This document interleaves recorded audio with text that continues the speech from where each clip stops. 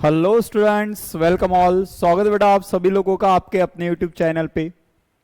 As you all know, हम लोगों ने प्रीवियस क्लास में बायनॉमियल डिस्ट्रीब्यूशन के कुछ क्वेश्चंस सॉल्व किए थे, कुछ पीवाईक्यू सॉल्व किए थे, और आज की इस क्लास में हम लोग वापस बायनॉमियल डिस्ट्रीब्यूशन के ऊपर कुछ एडिशनल और पीवाईक्यू सॉल्व करने वाले हैं।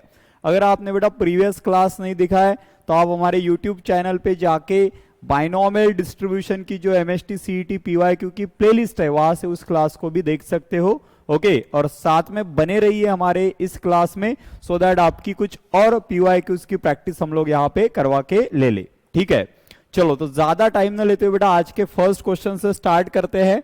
ओके, ये जो पर्टिकुलर क्वेश्चन हम लोगों ने यहाँ पे लिया है, ये क्वेश्चन बेटा एमएसटी सीईटी 2020 में पूछा गया है।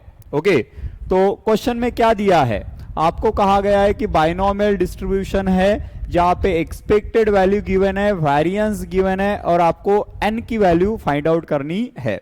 तो काफी सिंपल क्वेश्चन है अगर आपको कंसेप्ट पता है तो। आप सभी को पता है बेटा बायनॉमियल डिस्ट्रीब्यूशन में एक्सपेक्टेड वैल्यू मतलब e ऑफ x को हम लोग कहते हैं बेटा n मल्टीप्लाइड बाय p, और वहीं पे हम लोग कहते हैं वेरिएंस ऑफ x होता है n multiplied by p multiplied by q। तो अगर आपको ये दो फार्मूलाज पता है तो काफी आसानी से आप इस क्वेश्चन को डील कर सकते हो। स्टार्ट करते हैं क्वेश्चन से।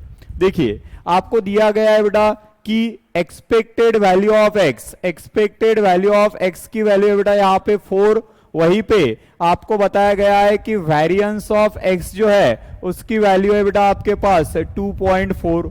ओके, और आपको क्या पूछा गया है, आपको पूछा है कि स्मॉल n की वैल्यू कितनी होगी, है ना, कितने बार रैंडम एक्सपेरिमेंट को परफॉर्म किया जा रहा है। ओके, सो करेंगे solve simply. As we all know expected value को लिखेंगे हम लोग n मल्टीप्लाइड बाय p जिसकी वैल्यू है 4। साथ में बेटा आप वेरिएंस को लिख सकते हो n multiplied by p multiplied by q equals to कितना है 2.4। एज यू कैन सी, आप ऑब्जर्व कर सकते हो यहाँ पे जो n इंटू पी है इसकी वैल्यू हमें यहां से मिल सकती है। n इंटू पी कितना है 4 है, तो ले लो बेटा यहाँ पे। So 4 multiple of q is equals to बनेगा बेटा 2.4। करेक्ट है। सो आप कहेंगे कि q की वैल्यू बनेगी 2.4 डिवाइड बाय कितना 4, 2.4 डिवाइड बाय 4। अब आपको निकालना है q की वैल्यू, q मतलब प्रोबेबिलिटी ऑफ फेलियर। तो सिंपल सा कैलकुलेशन है, कर लीजिए। देखिए यहाँ पे डेसिमल है, कंफ्यूजन अवॉइड करने के लिए न्यूमरेटर डिनोमिनेटर में 10 से मल्टीप्लाई कर लो। तो हम लोग कहेंगे q इज इक्वल टू होगा बेटा 2.4 मल्टीपल ऑफ 10, यहाँ पे बनेगा 4 मल्टीपल ऑफ 10, मतलब सीधे सीधे वैल्यू बन गए आपके पास 24/40। और ये दोनों के दोनों जो है ये है बेटा 4 के मल्टीपल, 4 6 जा 24, 4 10 जा 40, मतलब आप कहेंगे q की वैल्यू हो जाएगी आपके पास 6 डिवाइड बाय 10, जिसे आप लिख सकते हो बेटा 3/5। करेक्ट है, 3/5 इज द आंसर। 8 से भी डायरेक्ट फैक्टर कर सकते हो, 8 3 जा 24, 8 5 जा 40, एक ही बात है। कैलकुलेशन आप कैसे करते हो वो आपकी चॉइस है, बस आपको मैथमेटिकली करेक्ट वे से सॉल्व करना है। So we come to understand that कि q की वैल्यू है बेटा 3/4, तो आप देखते से बता सकते हो p होगा आपका 2/3, या फिर आप उसे भी सॉल्व कर लो। देखो मैं आपकी हेल्प कर रहा हूं। सो आप सबको पता है बेटा p प्लस q कितना होता है, p प्लस q होता है 1, तो आप कहेंगे p रहेगा बेटा 1 माइनस q, मतलब आपका p होगा 1 माइनस q की वैल्यू कितनी है 3/5 है, क्रॉस मल्टीप्लाई करेंगे तो p बनेगा बेटा 5 माइनस 3/5, मतलब ही होगा 2/3। ओके, तो p बन गया बेटा आपका 2/5, आई एम सॉरी, p की वैल्यू बन गई बेटा 2/5। सो आप ऑब्जर्व कर सकते हैं आपके पास p है 2/5, q है बेटा 3/5 और आपको चाहिए n। तो ये आपका एक्सपेक्टेड वैल्यू का बेसिक फार्मूला है ही ना, वहां पे सब्स्टिट्यूट कर लीजिए, आपको n पता चल जाएगा।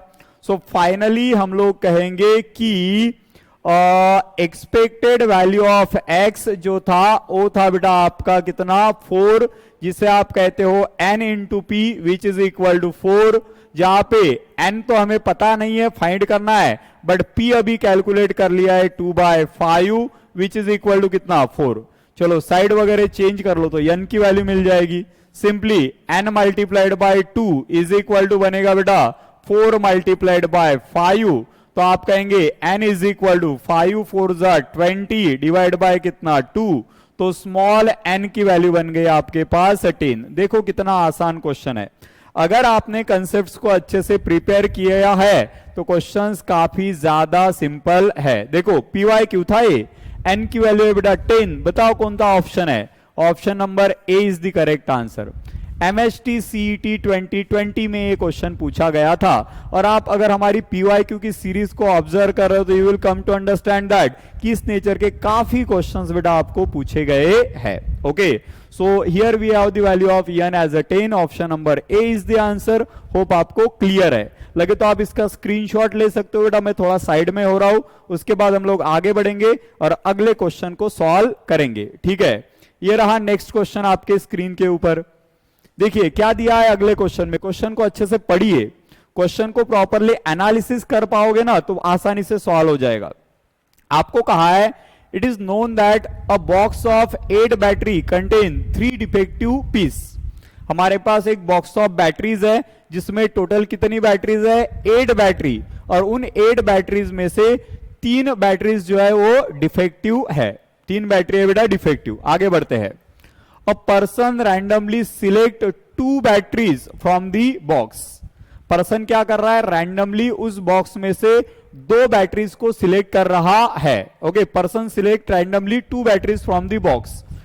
If x is the number of defective batteries selected then p less than और इक्वल टू 1 की वैल्यू कितनी होगी? ओके, बेसिकली बेटा आपको सबसे पहले यह समझना होगा कि इस केस में प्रोबेबिलिटी ऑफ सक्सेस क्या होगी, प्रोबेबिलिटी ऑफ फेलियर क्या होगा। ओके, सो आपके पास टोटल बॉक्स में कितने बैटरीज है सबसे पहले वो ऑब्जर्व कर लीजिए। आपके पास टोटल है 8 बैटरीज, उसमें से 3 बैटरीज है डिफेक्टिव। तो हम लोग कहेंगे कि नॉन डिफेक्टिव बैटरी कितने हैं? 5। ओके, तो देखिए यहां पे मैं क्या लिख रहा हूं, टोटल बैटरी। क्या कहेंगे हम लोग? Total batteries. टोटल बैटरीज कितनी है?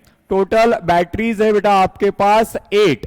ओके, जिसमें से डिफेक्टिव बैटरीज कितनी है? हम लोग कहेंगे डिफेक्टिव बैटरीज। डिफेक्टिव बैटरीज कितनी है? डिफेक्टिव बैटरीज है बेटा आपके पास कितनी? 3। ओके, और उसमें से नॉन डिफेक्टिव बैटरी कितनी है? नॉन डिफेक्टिव बैटरी जो है, नॉन डिफेक्टिव बैटरीज है बेटा, नॉन डिफेक्टिव बैटरीज जो है वो है आपके पास कितनी? नॉन डिफेक्टिव बैटरी कितनी है? 5। अब सक्सेस किसे कहा गया है? डिफेक्टिव बैटरी को सिलेक्ट करने को सक्सेस कहा है या नॉन डिफेक्टिव बैटरी को सिलेक्ट नॉन डिफेक्टिव बैटरी मिलना उसे सक्सेस कहा है?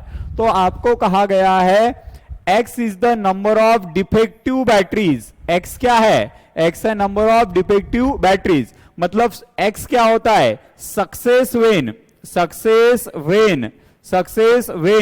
we select, success when we get defective battery, हो सकता है डिफेक्टिव बैटरी को हम लोग सिलेक्ट करेंगे और उसे साइड में कर देंगे, है ना। तो सक्सेस है जब आपको डिफेक्टिव बैटरीज मिलेगी। कैसी बैटरी मिलेगी बेटा आपको? डिफेक्टिव। ओके, सो हम लोग आगे बढ़ते हैं। सो सक्सेस है जब आपको डिफेक्टिव बैटरी मिल रही है। तो यहां पे प्रोबेबिलिटी ऑफ सक्सेस क्या होगी? कितनी डिफेक्टिव बैटरी है? 3। कितने में से? 8 में से। मतलब प्रोबेबिलिटी ऑफ सक्सेस बन जाएगा बेटा आपके पास 3/8। प्रोबेबिलिटी ऑफ सक्सेस होगा 3/8। ओके, उसके साथ आप बताएंगे कि फेलियर कब होगा? जब आपको नॉन डिफेक्टिव बैटरी मिलेगी। मतलब प्रोबेबिलिटी ऑफ सक्सेस कितनी है? 5। कितने में से बेटा? 8 में से। समझ में आया क्या? देखो एक बार। So that is how we defined probability of success and probability of failure. Binomial की बात करें इसलिए हम लोग इस वे में जा रहे हैं। करेक्ट है। इसे परम्यूटेशन कॉम्बिनेशन से सॉल्व करेंगे तो थोड़ा अलग बनता था, बट हम लोग इसे बाइनोमियल डिस्ट्रीब्यूशन के हिसाब से सॉल्व कर रहे हैं। ठीक है बेटा, यहां तक। अब आगे बढ़ते हैं। सो बेसिकली ये जो पहली चीज दी गई थी ना, तो वो यहां पे खत्म हो रही है। अब आगे बढ़ते हैं। अब उन्होंने क्या कहा है? It is known that the box of 8 batteries contain 3 defective pieces and person randomly select 2 batteries. अब बात को अच्छे से समझो। पर्सन रैंडमली कितने बैटरी सिलेक्ट कर रहा है? 2 बैटरी। मतलब इसके आगे जो कैलकुलेशन करेंगे ना हम, उसमें हम लोग कहेंगे कि n की वैल्यू कितनी है? n की वैल्यू बेटा 2 है। n की वैल्यू कितनी है? 2। अल्टीमेटली ये जो पहले इंफॉर्मेशन गिवन थी, ये probability of success, probability of failure define करने के लिए थी। और अब यहां पे कहा गया है कि पर्सन रैंडमली 2 बैटरी सिलेक्ट कर रहा है, मतलब n की मैक्सिमम वैल्यू कितनी हो सकती है? 2। n की मैक्सिमम वैल्यू हो सकती है 2। Okay, find the probabilities that, हमें प्रोबेबिलिटी चाहिए बेटा p of x less than और इक्वल टू 1 के लिए। सो हम लोग कहेंगे probability for x less than और इक्वल टू 1। इसका मतलब क्या? आपको क्या फाइंड करना है? ऐसी प्रोबेबिलिटी फाइंड करना है जब x की वैल्यू क्या है? लेस देन और इक्वल टू 1। x की वैल्यू लेस देन और इक्वल टू 1 मतलब कौन सी वैल्यू पॉसिबल है? 0 और 1। सो आप यहां पे कहेंगे कि प्रोबेबिलिटी ऑफ 0 आपको फाइंड करना है, या फिर आप कहेंगे प्रोबेबिलिटी ऑफ 1 आपको फाइंड करना है। Probability of 0, probability of 1 find करना है। करते हैं अप्लाई। चलो बताओ क्या कहेंगे बेटा? प्रोबेबिलिटी ऑफ 0 के लिए फॉर्मूला होगा, इन जनरल प्रोबेबिलिटी का फार्मूला होता है बेटा, प्रोबेबिलिटी ऑफ x का फार्मूला क्या होता है? NCR। ओके, आप NCX भी कह सकते हो, p raise to the power x, q raise to the power n minus x। अभी आपके पास सारी चीजें है ना? So probability of x less than और इक्वल टू 1, पहले 0 के लिए बताइए क्या होगा? n की वैल्यू कितनी है? 2। c, x की वैल्यू कितनी है? 0। प्रोबेबिलिटी ऑफ सक्सेस है बेटा आपके पास 3/8। ओके, उसकी पावर हो जाएगी 0। प्रोबेबिलिटी ऑफ फेल्यूर है 5/8, उसकी पावर हो जाएगी 2 माइनस 0। ये हो गया x इक्वल टू 0 के लिए। सेम वे में x इज इक्वल टू 1 के लिए सॉल्व करिए। सो क्या कहेंगे बेटा? Just a minute.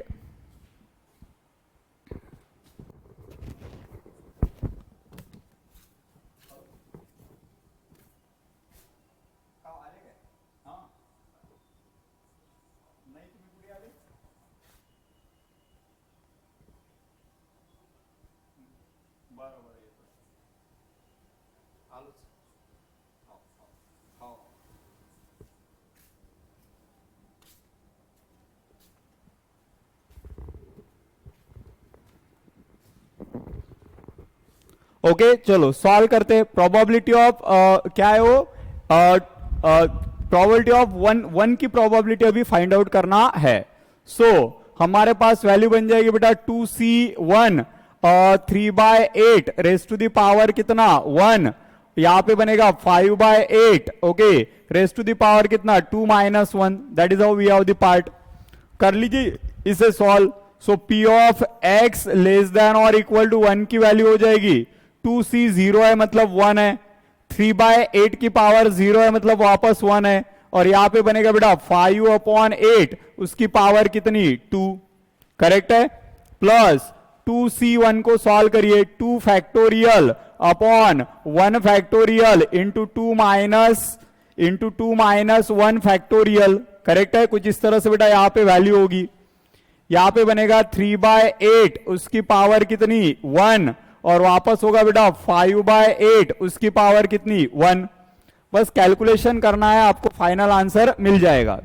ओके, सो यहां पे वैल्यू होगी 1 इंटू 1 मीन्स 1। यहां पे बन जाएगा बेटा 5/8 का स्क्वायर मतलब कितना? 25/64। ओके, प्लस 2 फैक्टोरियल मतलब है 2 मल्टीप्लाइड बाय 1, या 1 factorial is 1, again 2 minus 1 means 1 factorial means 1। वापस वैल्यू होगी बेटा 3 divide by 8 multiplied by 5 divide by 8। चलो फाइनल आंसर तक पहुंच जाओ। तो वैल्यू बनेगी बेटा 25/64। Okay, plus 2 into 1 into 3 into 5, 2 into 1 2, 2 into 3 6, 6 5 जा 30, तो न्यूमरेटर में 30 upon 1 into 8 1, 1 into 8 sorry 1 into 1 1, 1 into 8 8, 8 8 जा 64। सो बेस है बेटा 64, डिनोमिनेटर बन गया आपके पास 64, न्यूमरेटर में होगा 25 प्लस 30, 25 प्लस 30 मतलब बन जाएगा that must be 55/64। So 55/64 should be the final answer. So आपका करेक्ट आंसर होगा बेटा option number B. Option number B जो है वो आपका फाइनल आंसर होना चाहिए। चलो इसका स्क्रीनशॉट ले लो लगे तो। काफी सिंपल सा क्वेश्चन है, जहां पे पहले आपने probability of success, probability of failure को डिफाइन किया, उसके बाद आपने कहा कि दो बॉल्स को सिलेक्ट किया जा रहा है, मतलब n की वैल्यू 2 है और x लेस देन और इक्वल टू 1 के लिए प्रोबेबिलिटी चाहिए थी, इसलिए आपने प्रोबेबिलिटी ऑफ 0 और प्रोबेबिलिटी ऑफ 1 को ऐड किया है। So that is how we have the final answer. Option number B बेटा आपका आंसर होना चाहिए। आगे बढ़ेंगे और एक और क्वेश्चन को सॉल्व करेंगे।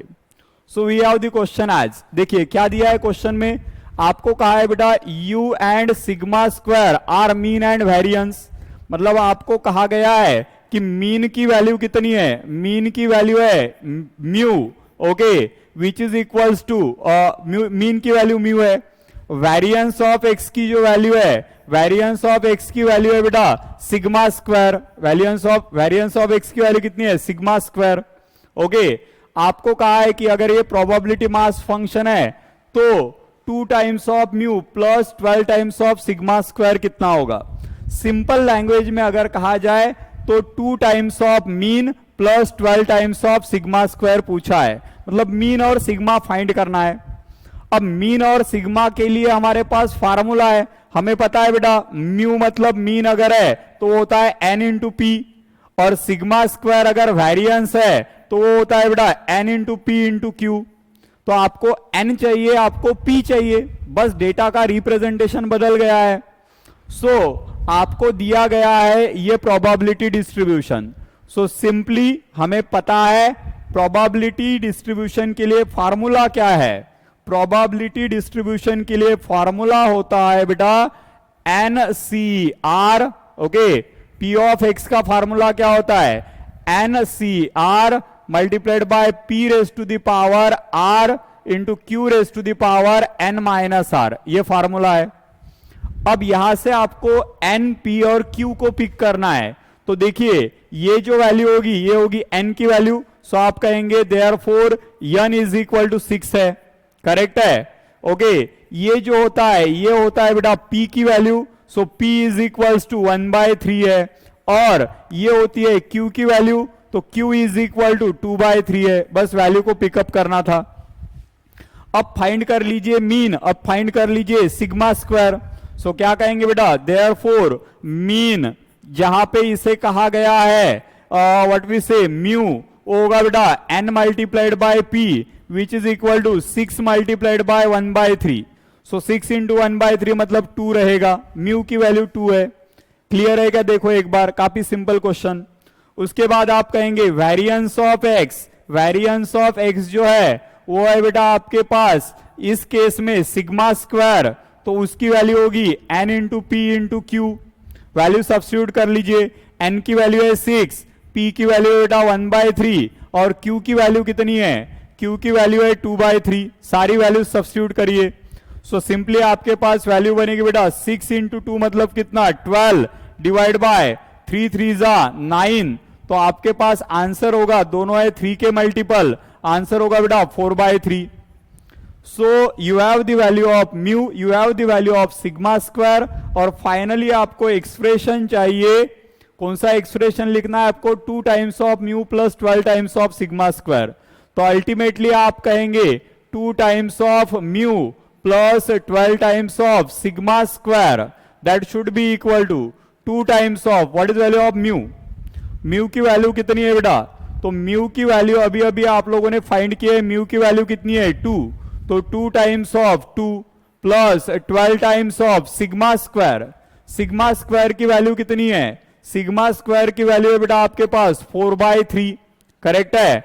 चलो सॉल्व कर लीजिए इसे, सो 2 2 जा होगा 4 प्लस 3 से इसे कैंसिल आउट कर लीजिए, 3 4 जा 12 मतलब 4 मल्टीप्लाई ऑफ 4 रहेगा, सो वैल्यू बनेगी 4 प्लस 16, 4 प्लस 16 मीन्स 20।